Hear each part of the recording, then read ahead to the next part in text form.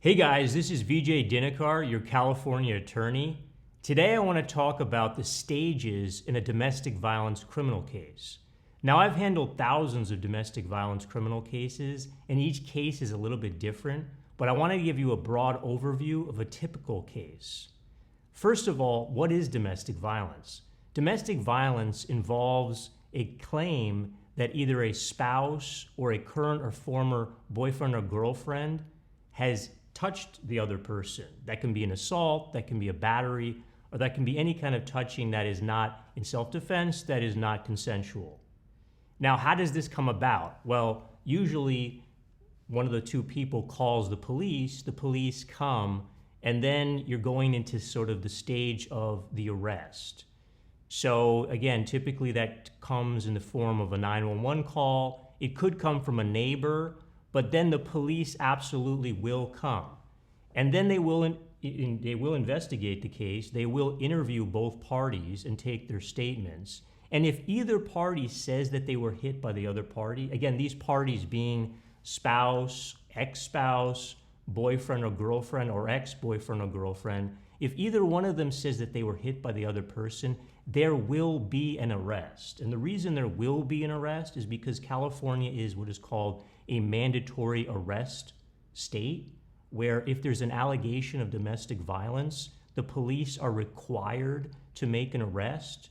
So that's going to happen. So once the arrest is made, the police are then going to take the person into custody. And if the person has enough money to post bail, they will be able to bail out and they will be given a court date.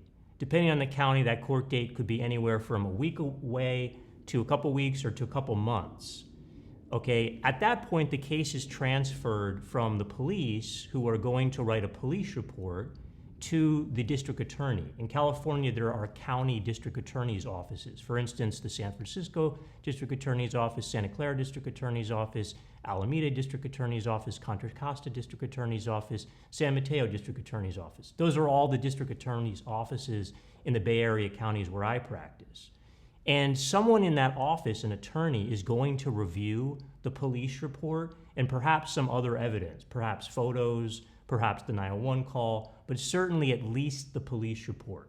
And so this stage of the case, we move from the arrest stage to now what is called the pre-filing stage of the case.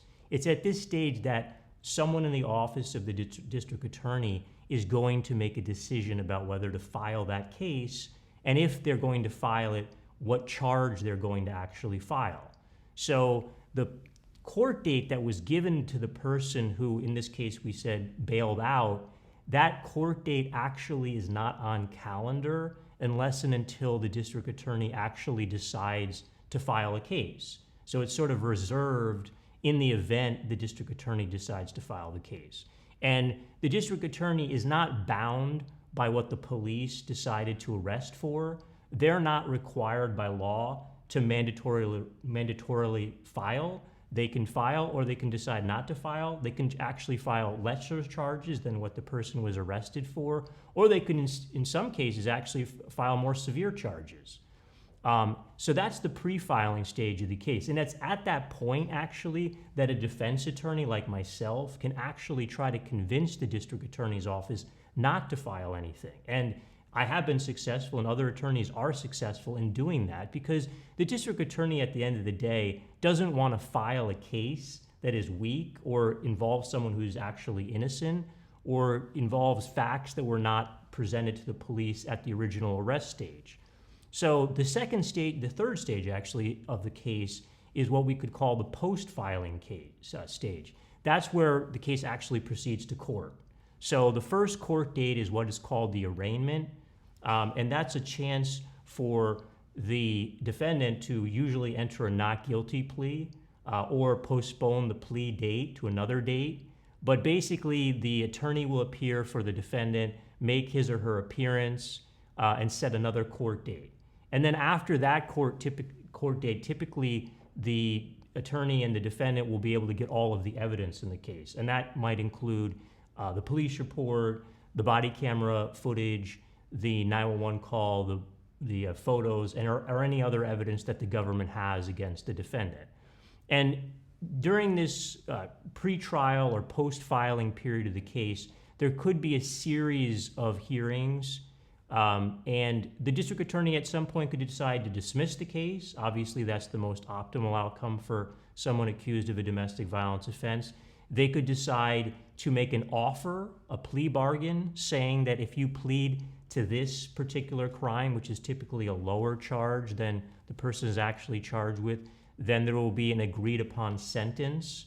Or the district attorney and the defense attorney will not be able to come up with any kind of agreement over a series of court dates, and then we proceed to the trial stage. So if the case cannot be dismissed, or there cannot be a plea bargain or agreement between the district attorney and the defendant's attorney, then the case, at the option of the defendant, can go to trial.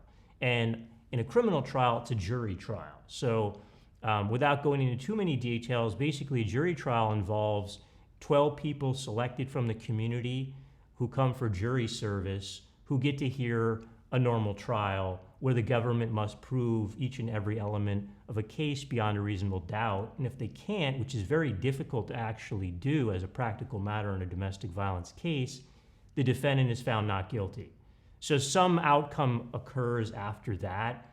And then I guess the final stage of that would be either after the case is dismissed or there's a verdict after trial.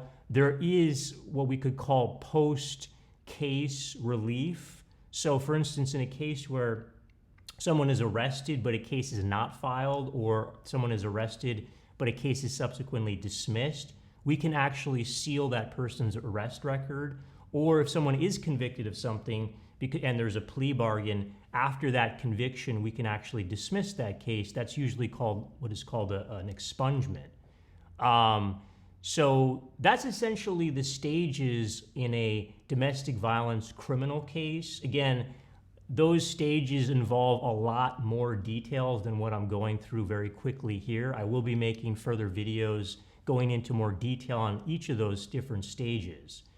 But if you have any other questions about this, please contact my office or go to my website at vijaylaw.com. And hope you guys have a good day. Take care.